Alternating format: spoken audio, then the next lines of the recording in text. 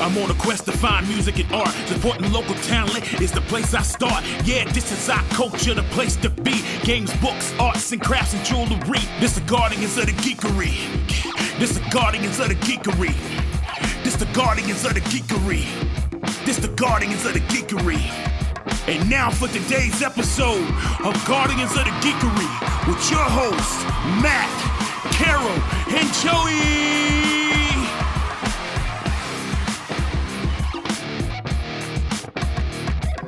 Just a quick reminder, this is the spotlight for the Geekery Market coming at you Saturday, November 9th, 10 a.m. to 4 p.m.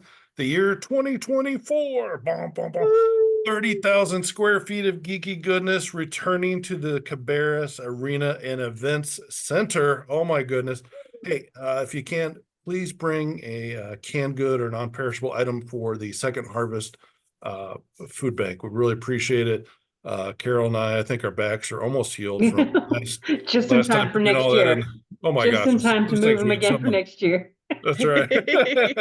I will order a truck with a ramp this year, I promise. That would be non-negotiable, yes. Yeah. I got home last year and sat in my car for 15 minutes and I'm like, I think I just live here now. But that's because we had such a great outpouring of donations, so we're not going to complain. It's a good problem to have. Yes. But anyway, Cass and Zach, thank you so much for joining us. Awesome. Woo. And I would be remiss if I have to just mention your tagline I saw in the Etsy shop. I thought it was awesome. Was providing functional fandom fashion for everyday life. Woo. Yes. Just don't try to say that 5 times fast. So. No. Well, thank you guys so much. It is your first Geekery Market, so we're excited. Brand new vendor. Yes, we're so excited. This will also be the furthest afield we are venturing because we're local to the Triangle area. So this will be our first time in the Charlotte area. Ooh, so if you like their stuff, this is a chance to see it in person, yes. Charlotte people. Yep. So yes.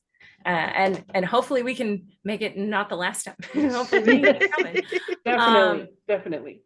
So for us, the functional fandom fashion, we have a tiny human and a not quite so tiny human, and we're full-time working parents and people who live with stress of everyday life, but we also really like our fandoms and we want to show them off. So everything that we make is durable. It's made of natural fibers. It goes in the washer. It goes in the dryer.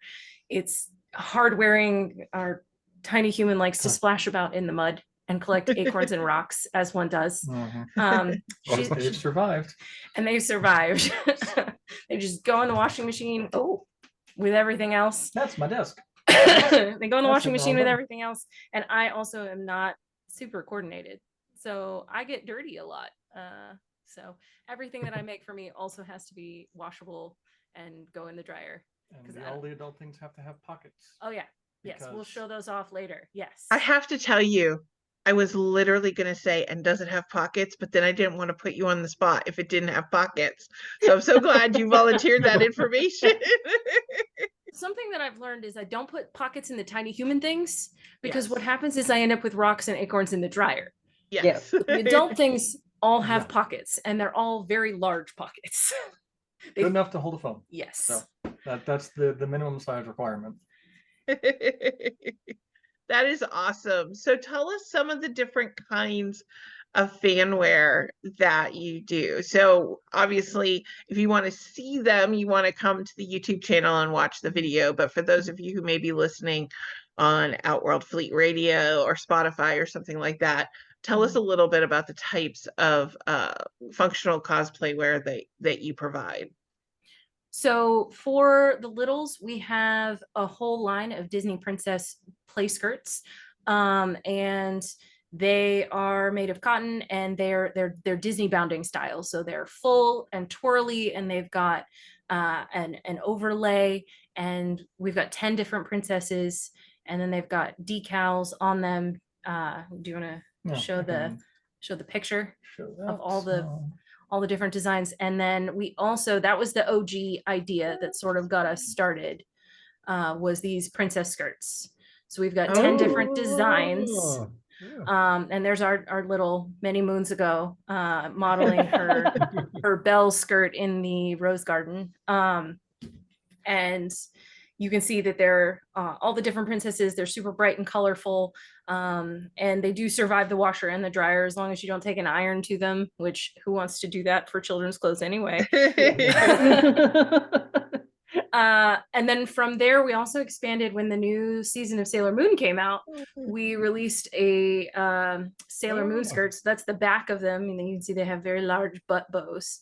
And then the front, they've got each of the transformation wands and the little the icon for each of the Sailor Scouts. And then we made these in adult sizes as well. And we have 2 lengths. We've got the 18-inch long cosplay length skirts for the adults, and we've also got the 24-inch long bounding length, which is a little bit more modesty, but also a little bit room for twirling, less risk of Twirling up. a sudden breeze giving you an oops. Surprise fan service. Yeah. And then from there, we've sort of expanded into other things. We also have bows and decals. So you can see the set of decals. This is what we, all the different cards I have, this is our little market promo one. So this is where my strengths come in. She does all the good sewing. I'm the graphic designer. So a lot of the things that come from these, if it makes me laugh, I make it.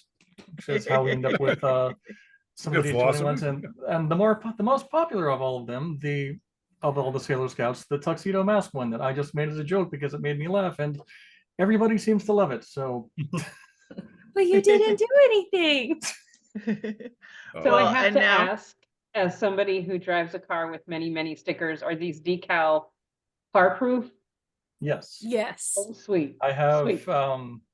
I've got the Tomberry, and the first one I made was one of the Firefly ones that went on her car, and it still survives as many car washes, many seasons of wonderful southern weather.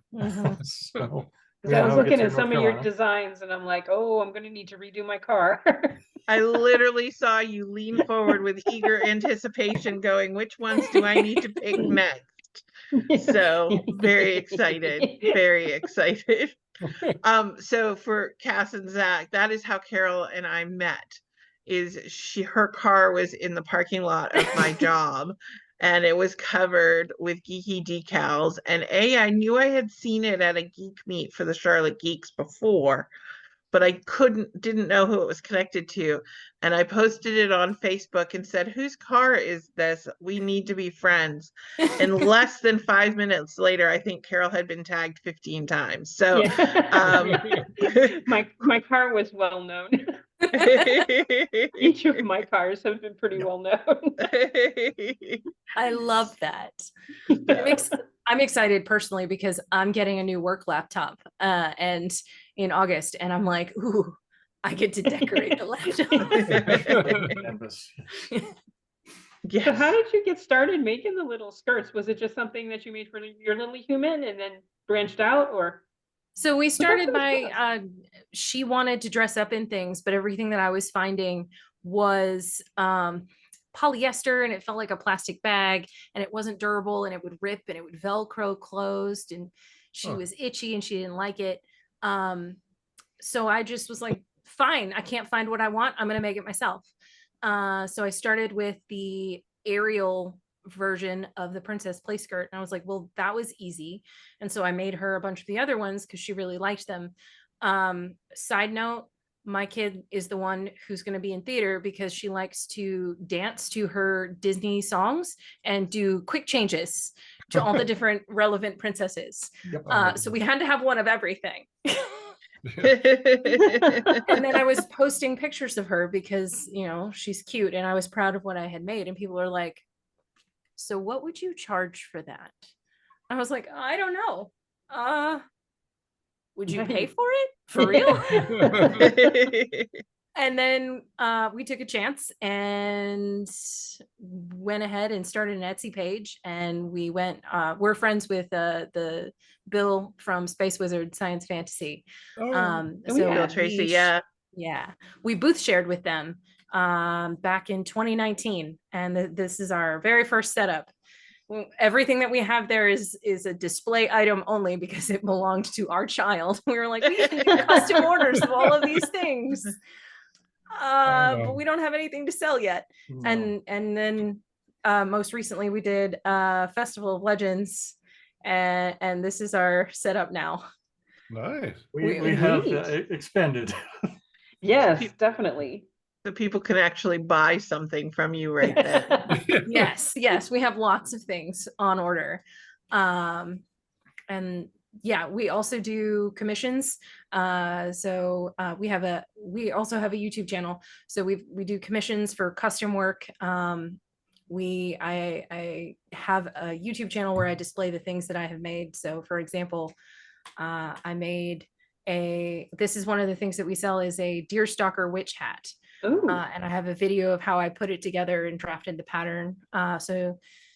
And hopefully by the time we are there, I will have pattern tested that. So the pattern will also be on offer. In addition to, if you don't want to make it yourself, you can get a hat. We'll also have the pattern hopefully back from the pattern testers with feedback by that point. And there's a video that'll go with it to how to. And then also just sort of going through all the things that I make so you can see what is possible. I made Zach a Hawaiian shirt. I took one of his existing shirts and I reverse engineered the pattern and made it for him for Father's Day a couple years ago in that stitch fabric. Nice. And there's the more complicated cosplay that we've also done before. There's, well, this is a colonial Williamsburg. This nice wool dress that she made, but we've got the remake that you did of your Belle costume. That one was an undertaking. So if you're familiar with the holiday Barbies, Yes. they do holiday Disney princess Barbies, and this is the holiday Ariel Barbie. Back in December of 2020, when we were all, trapped in our houses, I got an advertisement on Facebook for this Barbie doll, and I was like, must have. And then I spent the next 6 months of my life trying to create this costume. A whole video series where we go through step by step of piece by piece of constructing that from the ground up. And how long have you been sewing? So I started sewing. I learned to sew from my grandmother when I was 5. And so I would go to her house for a week during the summer, and we would start on Monday by going to the store and buying a doll, and going to the fabric store and buying a bunch of fabric. And then she would walk me through the process of how to draft a pattern, how to make a design, how to put it together. And as I got older, I was allowed to do more things. But then I inherited her sewing machine. I walked away from sewing in high school because it wasn't cool to sew or make your own clothes. And yet you were in theater. I was in theater, but I was doing the onstage stuff because that's what everybody aspired to. We didn't want to be techies, even though really like the techies have more fun. That should have been one, but long story. Anyway. So I inherited my grandmother's sewing machine from her when she stopped being able to use it when I graduated from college. And then I started by making stuff for us for the Ren Fair. None of that will ever again see the light of day. Skills have progressed since. Yes, fine. I forgot a lot of things and it has all come back to me, but that was probably 15 years ago. Ish. Yeah. Yeah, thereabouts. So That is awesome. Yeah. So it's nice when you have go ahead. No, go, Kara. I said, it's always nice when you have that relative that's going to walk you through the steps of doing a craft. Yes. That's always really, really nice. Yes. Yeah. There's a lot of things that now kind of on it, I'm like, oh, that's why she wanted me to learn how to do it, because now like it just comes as second nature to me. Whereas everyone else is like, this is really hard, like pattern drafting. I'm like, oh, well, of course you would need to do this, and then you have to, like, the steps make sense in my head because I was doing them for so long. But yeah. They're not Absolutely. intuitive unless you're brought up doing it. Yeah, yeah, that muscle memory, right? Yeah. So, my mom tried desperately, she taught herself to sew, and then she wanted me to do better. So she had a friend who used to make costumes for the Shakespearean theater. And so she would drop me off for lessons. And I would immediately go to the bathroom, pull out their Reader's Digest and read all the jokes in there. And so by the time the thing was over, I probably had about 20 minutes worth of sewing lessons. But she was very like a stickler at certain things and how to use the tailor's chalk and all that kind of stuff. So I know enough to be dangerous. Like I know enough to like fuddle through my own craft, but I'm not at a state where I would necessarily sell my crafts to others. But I'm always amazed by that. So now if somebody wanted to make sure that a certain Disney bounding skirt or something like that was available, the best thing for them probably to do would be to go on your site and pre-order it, right? So especially the last thing you want to do is tell a little girl or a little boy that you're going to get them a certain skirt or outfit, and then by the time they get there, maybe it be out of stock because you've sold them all. So where would they go to pre-order that item from you? So you can go to either our Facebook page or the link tree in our Instagram, because Instagram is funny about how you embed links in things. So we're going to share that link, that pre-order form. And you can pre-order any of the princess skirts or any of the sailor skirts or any of our, we also do crochet dragons. So we are going to be, we have baby dragons and we're going to be launching a new adult dragon. So if you give me just a second, I can show you what those look like. You want to switch the camera? So. Oh, these are the baby dragons. Oh, cute. Sweet. They are in different colorways. So you can pick your color. You can also decide if you want a name. So this one right now is Juniper. And this is Berry. And this is Blossom. And they all get squish tested by our tiny human. And these are my original design. And you can also, new for this market, order an adult dragon. Sweet. Oh, wow. And this is a pattern by Red Mills Crochet. This is not my design, but it has wings and it has horns and she's so sleepy. This is our prototype. That's cute. So those are all going to be available on the pre-order form. And I wanted to show you the pockets. So this is the adult Sailor Moon skirt. And as a demo, here's the pocket in the side. And here's my phone. It goes all the way in. Awesome. So that's an appropriate sized pocket for the appropriate amount of snacks. I will say that when I used to sew dresses and skirts for myself, because I went through this huge growth spurt, I had one seamed pocket pattern from one dress, and I just kept that pocket out all the time. And as long as I had side seams in my outfit, that pocket went on it. Didn't matter what it was, because it was the best pocket ever. Because we need our pockets. I don't understand why more things with side seams don't have pockets. I'm like, it's just so simple. You just add it on, just do it. It's worth it. So yes. So the dragons and the Disney princess skirts you can pre-order and up until a week before the market. So that's the second. Yeah. So up until November 2nd, you can pre-order any of those items and we'll send you an invoice. You can also get some customization if you shoot us an email.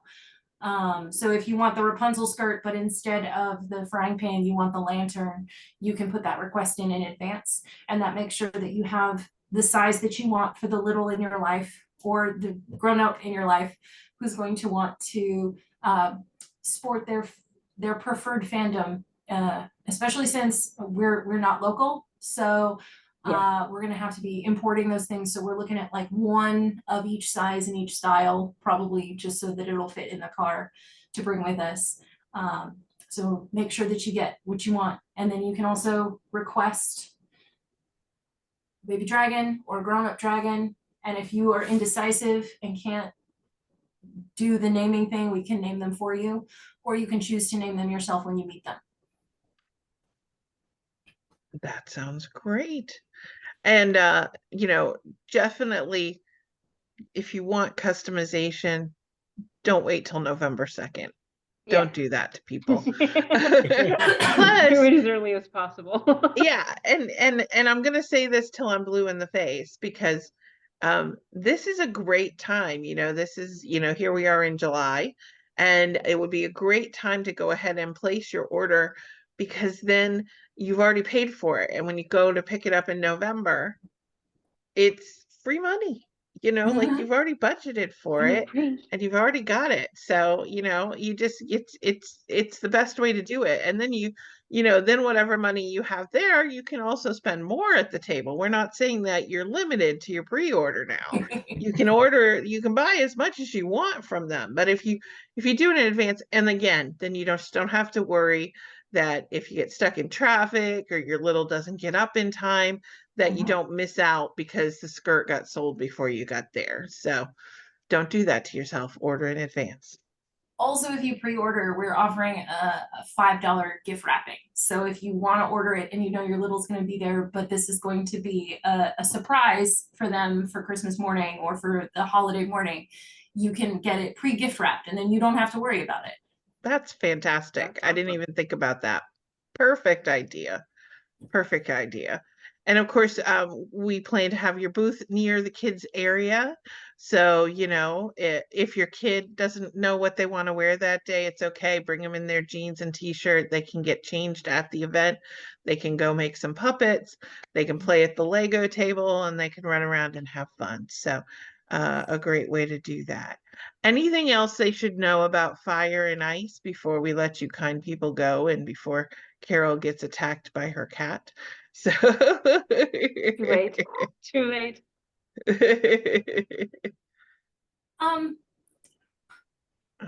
We're real people. We're practical. We also just really love making things that make other people happy. Yeah. We like to be nerds. Come be nerds with us. And those are the type of people we love having vending at the market. So yay. Yes. Welcome aboard. Yay. Yeah. So Zach, Cass, thank you so much. It is Fire and Ice. Make sure you check that. I have to tell you, we did have another person that was Fire and Dice. And for a while, I kept going back and forth between the two apps because I was getting confused. But it is Fire, because the email had the D in it, Yes. So, but yes, it's Fire and Ice. And check them out. They have some great graphics that you can look at, be able to pick out what you want, get yourself a decal, get yourself a cool skirt with pockets, get yourself a hair bow, and just have fun with it. And we can't wait to see you. Welcome to the Geekery Market family. So all right. That was an episode of Guardians of the Geekery. Thank you for listening. Check us out at guardiansofthegeekery.com and stay tuned for more content.